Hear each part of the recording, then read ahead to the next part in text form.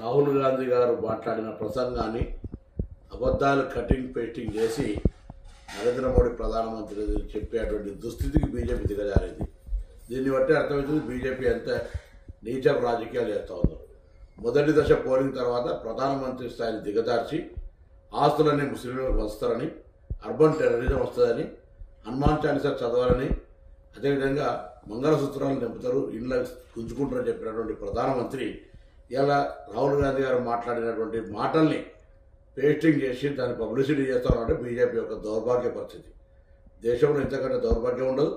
వాస్తవాలుగా 10 సంవత్సరాలు పాలించిన ప్రభుత్వం ఏం చేసిందో చెప్పుకోవాలి.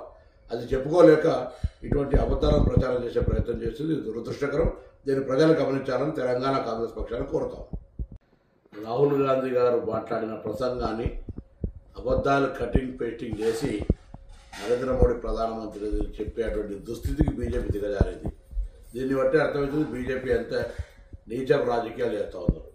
మొదటి దశ పోలింగ్ తర్వాత ప్రధానమంత్రి స్థాయిని దిగజార్చి ఆస్తులన్నీ ముస్లింలకు వస్తారని, అర్బన్ టెర్రరిజం వస్తుందని, హనుమాన్ చాలీసా చదవాలని, అదేవిధంగా మంగళసూత్రాలు నింపుతారు, ఇళ్ళ గుంజుకుంటారని చెప్పినటువంటి ప్రధానమంత్రి ఇలా రాహుల్ గాంధీ గారు మాట్లాడినటువంటి మాటల్ని పేస్టింగ్ చేసి దాన్ని పబ్లిసిటీ చేస్తారంటే బీజేపీ యొక్క దౌర్భాగ్య పరిస్థితి.